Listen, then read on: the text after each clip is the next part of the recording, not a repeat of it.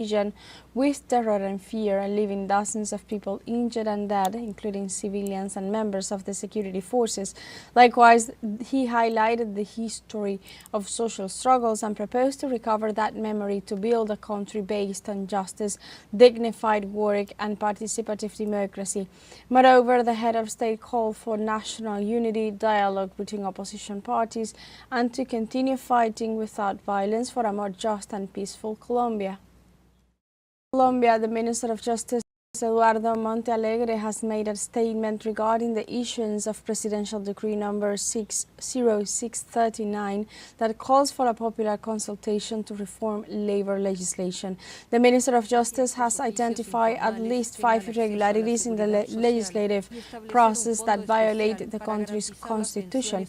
The denunciation arises after the vote of the bill in the Senate. Among the irregularities mentioned are the omission of the reading of the proposed proposition and the discrepancies in the vote count. Montealegre argues that the Congress of the Republic has openly violated the Colombian Constitution by issuing an unfavorable concept regarding the popular consultation.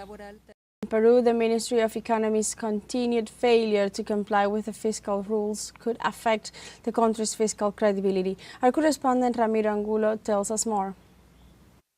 El anuncio hecho por el Ministerio de Economía. The announcement made by the Ministry of Economy to modify the fiscal deficit rule from 2.2% to 2.8% of gross domestic product has generated concern because it reveals poor management of public finances.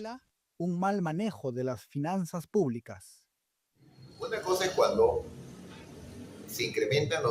It is one thing when expenses increase because investments are being made, services are being expanded, and the state's coverage is being expanded. But unfortunately, much of the expenditure that has been incurred in recent times is expenditure that is basically the result of political clientelism.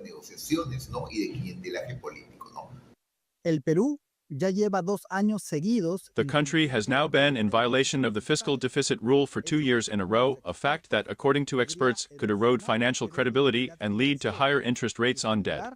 Endeudamientos a tasas más elevadas. If your expenses start to skyrocket and your income is not growing, has stagnated, or, as is happening in some cases, is starting to decline, what is happening? You start to go into debt, and sooner or later you will have to pay that debt. So the financial sustainability of the Peruvian state is being mortgaged by a Congress that is already leaving. Para los especialistas, for experts, this mismanagement is the responsibility of a Ministry of Economy subordinate to Congress, which, among other controversial initiatives, intends to grant tax benefits of nearly $5 billion to agricultural exporters.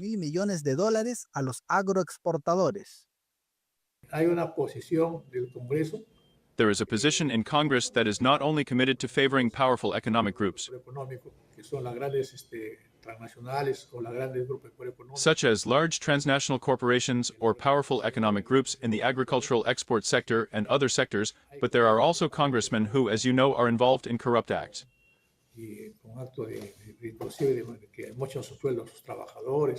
And they even cut the salaries of their workers.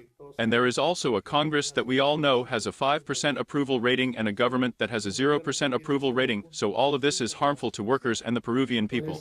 Todo eso perjudica a los trabajadores y al pueblo peruano. Para el economista y ex viceministro de Trabajo, for economist and former Minister of Labor Fernando Codros, this scenario is worrying due to low tax pressure and the various risks that poor management of public finances can generate. El mal manejo de las finanzas públicas. The main risk, as I mentioned, is that not enough will be collected to be able to provide quality services, which will increase the fiscal deficit.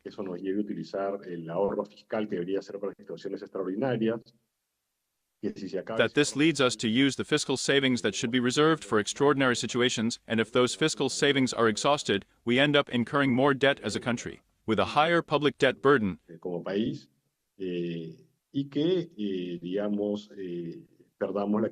And we lose credibility and the trust of international economic agents, and that investment in the country is reduced. Para los expertos, esta situación Experts believe that this situation will lead to less resources being allocated to key sectors such as education and public health, affecting the most vulnerable. afectando a los más vulnerables. Desde Lima, para Telesur, Ramiro Angulo Maquiavelo. An Air India flight carrying at least 242 passengers and crew members crashed shortly after taking off from the city of Ahmedabad in the South Asian nation. Flight 171, a Boeing 787-8 aircraft was departing the city to land at London's Gatwick Airport in the United Kingdom with reportedly 169 Indian nationals, 53 British, 7 Portuguese and 1 Canadian on board.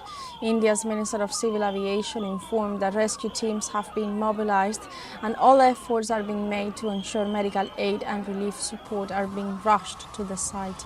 For its part, the government of the United Kingdom stated to be working with Indian authorities to urgently establish the facts around the crash and to provide support to those involved.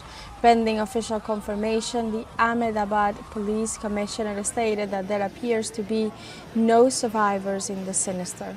An art installation in Portugal pays tribute to the children killed in Gaza by Israel's genocide. We'll tell you more.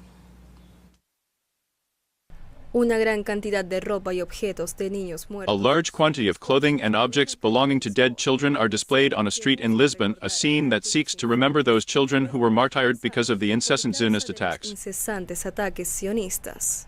La instalación que muestra la realidad de The installation, which shows the reality in Gaza, aimed to draw the attention of local residents and tourists to the number of child murders since the genocide began in 2023, as well as to raise awareness about this situation.